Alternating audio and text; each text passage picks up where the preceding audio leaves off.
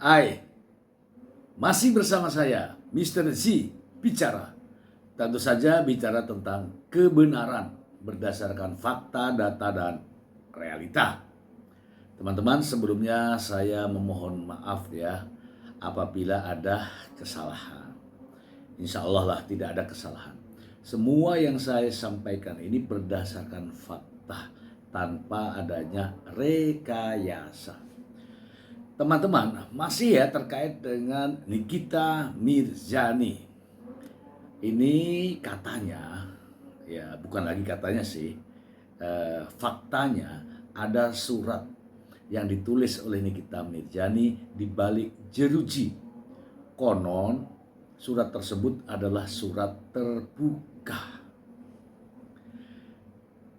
Teman-teman masih ingat ya, tanggal 13 Maret putusan kasasi Nikita Mirzani ditolak, dan putusannya adalah tetap menguatkan putusan Hakim Pengadilan Tinggi DKI Jakarta dengan vonis 6 tahun penjara.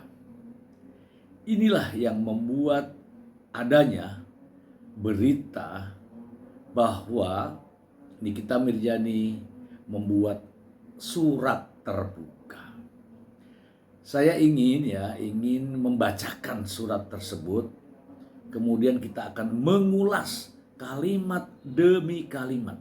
Apa makna yang terkandung dalam surat terbuka tersebut. Langsung ya teman-teman, ini banyak beredar di berbagai media. Saya bacakan suratnya untuk Anda.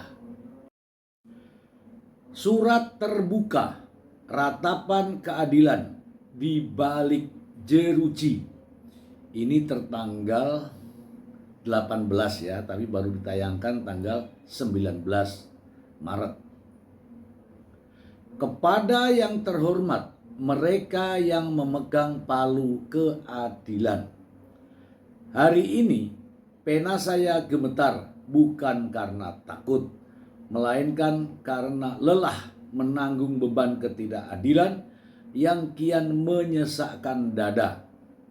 Di negeri ini yang katanya menjunjung tinggi hukum, saya justru merasa seperti buruan yang dipaksa menjadi penjahat dalam sebuah skenario yang terus berubah-ubah. Dari proses di Polda hingga meja persidangan, saya melihat hukum dimainkan seperti barang dagangan. Pasal-pasal diganti sesuka hati, seolah-olah kebenaran bisa dicocok-cocokkan demi sebuah hukuman yang dipaksakan, di mana nurani itu disimpan ketika hukum tak lagi menjadi pelindung, melainkan senjata untuk menghancurkan hidup seseorang. 1 tahun sudah saya terkunci di sini. 365 hari saya jalani untuk kesalahan yang tidak pernah saya lakukan. Namun bukan jeruji besi ini yang paling menyakitkan. Yang menghancurkan jiwa saya adalah bayangan 3 wajah mungil di rumah anak-anak saya. Setiap malam dinding sel ini seolah berbisik mengulang suara tangis mereka. Mereka tidak butuh pasal-pasal hukum. Mereka butuh pelukan ibunya. Mereka tidak butuh debat hukum di pengadilan. Mereka butuh kehadiran saya untuk sekedar membelai rambut mereka sebelum tidur. Di usia mereka yang masih sangat dini, mereka dipaksa mengerti mengapa ibu mereka diperlakukan seperti penjahat besar. Padahal satu-satunya dosa saya adalah mencoba bertahan di tengah badai yang diciptakan orang lain. Apakah keadilan memang sesempit ini hingga tega memisahkan seorang ibu dari anak-anaknya demi sebuah ego kekuasaan. Saya memang bisa dipenjara, tapi saya tidak akan pernah menyerah pada ketidakadilan ini. Saya hanya memohon, lihatlah anak-anak saya, lihatlah luka yang kalian goreskan di jiwa mereka yang tidak berdosa. 1 tahun adalah waktu yang terlalu lama untuk sebuah ketidakbenaran. Sampai kapan sandiwara hukum ini akan berakhir? Dari balik jeruji yang dingin, Nikita Mirzani. Oke, teman-teman, itulah surat dari Nikita Mirzani. Saya akan membedah kalimat per kalimat dari surat ini. Ya, mudah-mudahan teman-teman ada yang memahami. Mencoba untuk mengatakan apa yang sebenarnya terjadi di dalam surat ini. Mari kita bedah bersama. Dari sini kita mulai dari depan ya, surat terbuka ratapan keadilan di balik jeruji. Ini mengindikasikan bahwa surat ini ditujukan kepada siapa saja ya, dengan judul ratapan keadilan di balik jeruji. Jadi ini kita membuat surat ini kepada siapa saja ya, dari depan ini ya, ratapan ini ya. Kemudian ada tulisannya di sini, kepada yang terhormat mereka yang memegang palu keadilan. Ya, ada juga ditujukan kepada mereka, ini langsung ya, yang memegang palu keadilan. Yang memegang palu keadilan kan hakim ya. Ya mungkin saja ditujukan kepada hakim pengadilan negeri, hakim pengadilan tinggi, dan hakim Mahkamah Agung. Kemungkinan seperti itu. Kemudian ada kalimat di sini, hari ini pena saya gemetar bukan karena takut. Ini istilah ya teman-teman ya, melainkan karena lelah menanggung beban ketidakadilan yang kian menyesakkan dada. Ini kita melihat bahwa terhadap dirinya mungkin dianggapnya ini adalah sebuah ketidakadilan, begitu ya. Di negeri ini yang katanya menjunjung tinggi hukum, saya justru merasa seperti buruan yang dipaksakan, menjadi penjahat dalam sebuah skenario yang terus berubah-ubah. Ini nampaknya mengartikan bahwa Nikita Mirzani merasa bahwa hukum itu dipaksakan untuk dirinya dalam sebuah skenario kejahatan yang berubah-ubah. Saya tidak tahu makna ini, tetapi yang saya tahu Nikita Mirzani didakwa dan dituntut serta divonis masih sama ya. Perbuatannya yaitu pemerasan dengan pencemaran nama dan tindak pidana pencucian uang. Ini melanggar Undang-Undang ITE dan Undang-Undang tindak pidana pencucian uang. Setahu saya begitu. Ini seolah-olah ya Nikita Mirzani bahwa dipaksakan tanpa kesalahan, begitu ya kira-kira. Nikita Mirzani belum merasa bersalah di sini, atau bahkan mengatakan tidak merasa bersalah. Nih ya, saya bacakan lagi. Dari proses di Polda hingga meja persidangan dari awal hingga akhir, saya melihat hukum dimainkan seperti barang dagangan. Nah, mungkin Anda bisa melihat ada atau tidak hukum yang diperdagangkan. Ya, Anda bisa menilai sendiri ya, tetapi saya menilai kok nggak ada. Ini faktanya memang demikian, bahwa Nikita Mirzani menerima uang, Nikita Mirzani juga WhatsApp, Nikita Mirzani juga review, itu semua ada sesuai dengan fakta. Pasal-pasal diganti sesuka hati, seolah-olah kebenaran bisa dicocok-cocokkan demi sebuah hukuman yang dipaksakan. Nah ini sebenarnya ya ada memang pasal yang diganti, karena di semula itu 368, kemudian diganti dengan 369. Apakah penggantian ini melanggar aturan? Tentu saja tidak. Dalam KUHP dijelaskan bahwa jaksa penuntut umum bisa melakukan perubahan terkait dengan dakwaan sebelum dakwaan itu dibacakan. Artinya Nikita Mirzani Kan bisa itu ada pengacaranya untuk mempertanyakan dan sebagainya. Bahkan itu juga sudah diungkapkan dalam sebuah eksepsi, iya kan? Jadi sudah ada semua di situ dan dijawab bahwa hakim melanjutkan dengan putusan selanya. Artinya apa? Ini clear sebenarnya, tidak perlu lagi untuk dibahas ya, karena pembahasannya juga sudah ada dalam proses persidangan, mulai dari eksepsi dan pledoi itu ada semua, ya kan? Kemudian di sini, di mana nurani itu disimpan ketika hukum tak lagi menjadi pelindung, melainkan senjata untuk menghancurkan hidup seseorang. Mungkin kehidupan Nikita Mirzani yang merasa hancur ya, tapi di sisi lain juga kita menghormati ada orang lain juga yang dirugikan ya. Dan Nikita Mirzani yakinlah pasti dia menyadari bahwa perbuatan ini juga menghancurkan orang lain. Nah, inilah yang namanya, menurut saya ya, inilah yang namanya keadilan. Ketika orang karena perbuatannya bersalah, maka inilah akibat yang dijatuhkan oleh hakim, hukuman. Dan ini disampaikan di sini, melainkan senjata untuk menghancurkan hidup seseorang. Ingat ya, orang dijatuhi hukuman bukan karena dia ingin menghancurkan orang itu, tetapi ada punishment, ada hukuman yang tujuannya adalah bahwa orang itu sadar, orang itu menyadari bahwa apa yang dilakukannya itu salah. Begitu ya teman-teman ya, begitu ya. Oke, tapi sampai saat ini Nikita Mirzani belum menyadari itu. Kemudian yang berikutnya di sini, 1 tahun sudah saya terkunci di sini. Ya, perjalanannya sudah 1 tahun ya. 365 hari ya 1 tahun.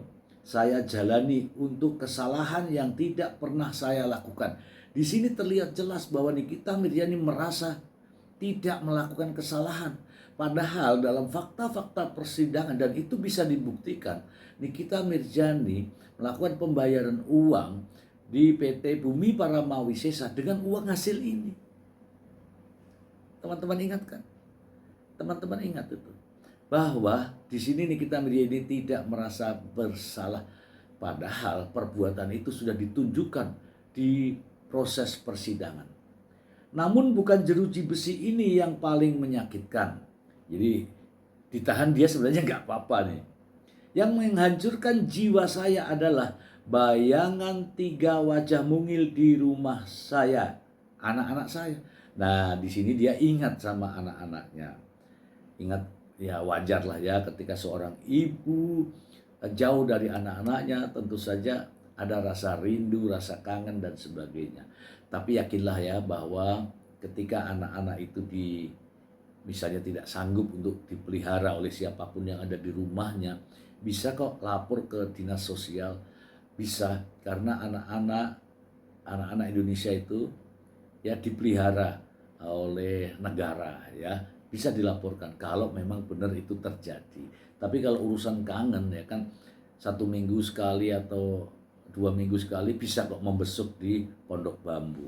Oke, lanjut ya. Setiap malam dinding sel ini seolah berbisik, mengulang suara tangis mereka. Kan dia di dalam tahanan itu ya, ini memposisikan ya, dan ini kalimat-kalimat puitis ya, puitis ya, seolah-olah dinding itu bicara, mengulang, berbisik, mengulang suara tangis mereka. Mereka tidak butuh pasal-pasal, tentu saja karena anak-anak seperti itu tidak tahu pasal. Orang tua lah yang tahu pasal. Anak itu disampaikan saja, mama sedang ada kegiatan, nah gitu aja. Atau mama sedang sibuk gitu. Atau mama sedang istirahat begitu. Tapi ya kalau mau jujur juga nggak apa-apa. Mama sedang ditahan karena melakukan pemerasan dan TPPU misalnya. Mereka butuh pelukan ibunya ya, mungkin karena namanya masih anak di bawah umur ya, ada 2 itu yang masih di bawah umur. Kalau yang satu kan sudah dewasa ya, karena habis pernah menggugurkan katanya ya. Kemudian mereka tidak butuh debat hukum di pengadilan. Tentu saja anak-anak ini, anak-anak yang masih polos ini tidak perlu debat di pengadilan. Yang berdebat di pengadilan adalah orang-orang yang ya melakukan kesalahan terhadap hukum. Ya, ya salah satu contoh ya ini tadi pemerasan dan tindak pidana pencucian uang. Nah, itu silakan dibuktikan di pengadilan. Jadi bukan anak ini. Mereka butuh kehadiran saya untuk sekadar membeli rambut mereka sebelum tidur. Nah, ini rasa-rasanya ini ingin pengennya tuh keluar gitu loh. Pengen ketemu anaknya, membeli anaknya sebelum tidur. Itu kemauannya. Tapi kan keadaan juga yang eh, faktanya demikian.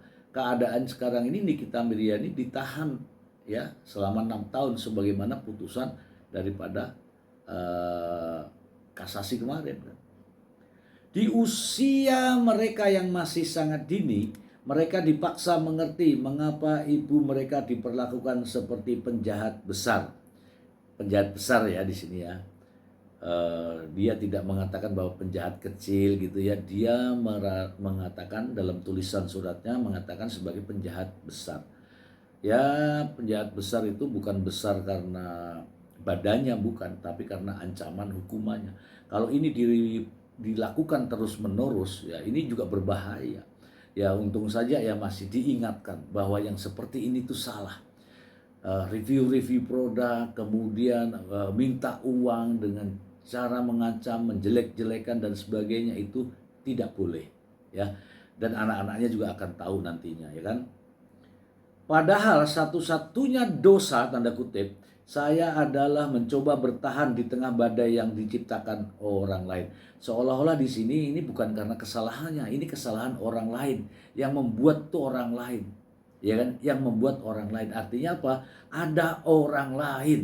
Ya, ingat teman-teman, ada orang lain yang ya kenapa nggak disebutkan saja? Ya enggak? Nikita Mirzani bertahan ya, bertahan eh, di tengah badai yang diciptakan oleh orang lain. Di sini sepertinya sebuah pengakuan ya bahwa saya itu tidak begitu kalau nggak ada orang lain gitu ya kan? Ya nggak? Bagaimana menurut Anda? Lalu di sini ya, apakah keadilan memang sesempit ini hingga tega memisahkan seorang ibu dan anak-anaknya demi sebuah ego kekuasaan? Saya tidak mengerti ini kalau ada ego kekuasaan itu saya tidak mengerti, tapi anak dipisahkan dari ibunya itu memang banyak ya, banyak karena banyak kok ibu-ibu yang ditahan, emak-emak yang ditahan karena satu perbuatan pidananya dan terpaksa harus berpisah dengan anak-anaknya. Tetapi kalau di sini ada tertulis demi sebuah ego kekuasaan, saya kekuasaan yang mana ya saya tidak tahu ini. Ya kan? Kemudian ada di sini ya, saya memang bisa dipenjara. Dia mengakui bahwa dirinya manusia biasa, ya, tidak luput dari dosa, tidak luput dari kesalahan. Tapi saya tidak akan pernah menyerah pada ketidakadilan. Nah, meskipun dia di penjara 6 tahun, tetapi dia merasa bahwa ini tidak adil buat dia gitu ya. Tidak adil. Makanya di sini tertulis saya tidak akan menyerah pada ketidakadilan. Saya hanya memohon, nih Nikita Mirzani memohon, lihatlah anak-anak saya. Kalau kata-kata lihatlah anak saya artinya ya harus dilihat, tetapi mungkin bukan itu ya. Kita lanjutkan dulu. Lihatlah luka yang kalian goreskan di jiwa mereka yang tidak berdosa. Mungkin dengan Nikita Mirzani ditahan, anak-anak ini menjadi trauma, maka luka ya, luka di jiwa mereka yang kalian goreskan. Mungkin dampaknya pada anak, ya bisa saja teman-teman. Kemudian ini kalimat berikutnya, 1 tahun adalah waktu yang terlalu lama. Dia menyadari, dia juga pernah ditahan teman-teman, tapi nggak sampai 1 tahun. Makanya setelah 1 tahun lamanya ini dia mengatakan di sini nih, 1 tahun adalah waktu yang terlalu lama. Ternyata lama juga ya 1 tahun. Kita ini sudah sudah pindah jabatan, pindah fungsi, tapi dia masih di situ gitu ya. 1 tahun adalah waktu yang terlalu lama untuk ketidakbenaran. Nah, ini perlu diuji nih, kalau yang ketidakbenarannya seperti ini, yang benarnya yang mana? Bahkan sudah diuji dalam pembuktian di proses persidangan. Penasihat hukumnya pun ada di situ, ya kan? Bahkan penonton kita semua nih melihat. Pertanyaannya adalah ketidakbenarannya itu ada di mana, gitu kan? Sampai kapan sandiwara hukum ini akan berakhir? Ya, karena ada batasnya. Kalau 6 tahun ya 6 tahun, gitu kan? Nah, di sini Nikita Mirzani bertanya, sampai kapan sandiwara hukum ini berakhir? Jawabannya itu tadi. Ada putusannya 6 tahun ya 6 tahun. Dari balik jeruji yang dingin, dia menunjukkan bahwa di jeruji itu dingin. Meskipun nggak dingin-dingin amat kali ya, karena mungkin alasnya tembok, dindingnya gitu. Nikita Mirzani, ini yang nulis asli Nikita Mirzani. Tulisannya jelas ya, apakah benar atau tidak saya juga tidak pernah menerima tulisannya Nikita Mirzani, tetapi dari berita yang ada ini yang menulis adalah Nikita Mirzani. Oke, teman-teman, saya sudah menjelaskan ya terkait dengan isi surat Nikita Mirzani, yaitu menurut saya adalah penjelasan yang bisa saya sampaikan kepada teman-teman semua. Nah, saya ingin ya teman-teman, Nikita Mirzani divonis karena perbuatannya, yaitu pemerasan dengan menggunakan pencemaran melalui Undang-Undang ITE. Ada kerugian 4 miliar rupiah dan uang itulah sehingga dikenakan juga dengan tindak pidana pencucian uang. Dan vonisnya dari 4 tahun di Pengadilan Negeri Jakarta Selatan, kemudian banding. Putusan banding menjadi 6 tahun, kemudian kasasi. Putusan kasasi ya menguatkan putusan banding, yaitu selama 6 tahun. Nah, dari putusan ini banyak nih yang beredar nih teman-teman semua nih. Ada yang menginginkan Nikita Mirzani harus berjuang lagi dengan menempuh jalur hukum istimewa ya kan, peninjauan kembali. Sebenarnya begini teman-teman, saya ingin sampaikan kepada teman-teman, peninjauan kembali itu tidak mudah teman-teman, sangat-sangat tidak mudah. Kenapa saya katakan demikian? Peninjauan kembali itu tidak seperti banding, tidak seperti kasasi. Kalau banding itu terkait dengan fakta dan bukti, ya, judis faktinya. Artinya buktinya seperti apa, faktanya seperti apa. Itu dibanding. Kalau di kasasi itu penerapan hukumnya. Ada enggak penerapan hukum yang salah? Tapi nyatanya itu semua sudah tidak ada teman-teman.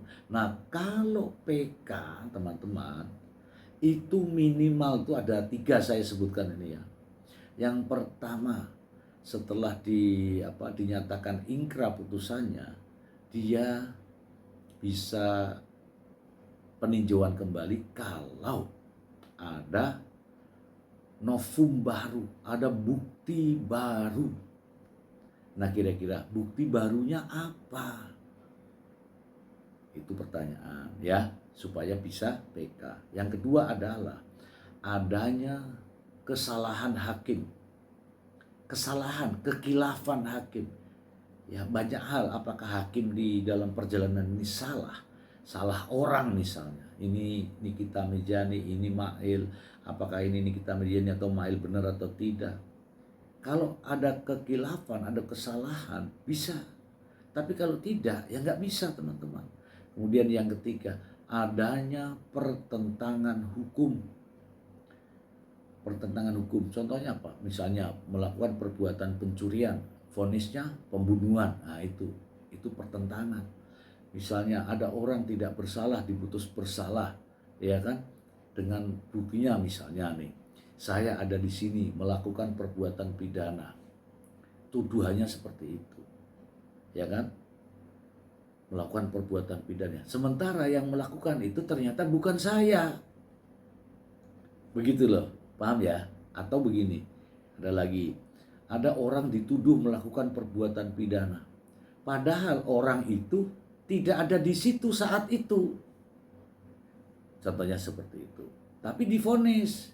Nah, itu namanya kesalahan, ya, atau adanya pertentangan hukum, ya, di situ. Ya, intinya ada 3 hal itulah.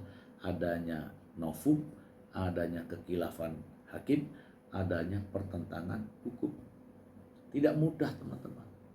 Jadi, marilah ya, saya juga menghimbau kepada teman-teman semua, para pendukung maupun tidak, ya, kita harus melihat kasus ini dengan realita, dengan otak yang kosong. Kemudian analisalah dengan fakta-fakta dulu, ya, fakta-fakta. Silakan dibanding-bandingkan. Tapi kalau faktanya memang demikian, ya kita harus terima, ya enggak? Itu saja dari saya. Semoga informasi ini bermanfaat untuk saya, untuk kita semua. Terima kasih. Bye.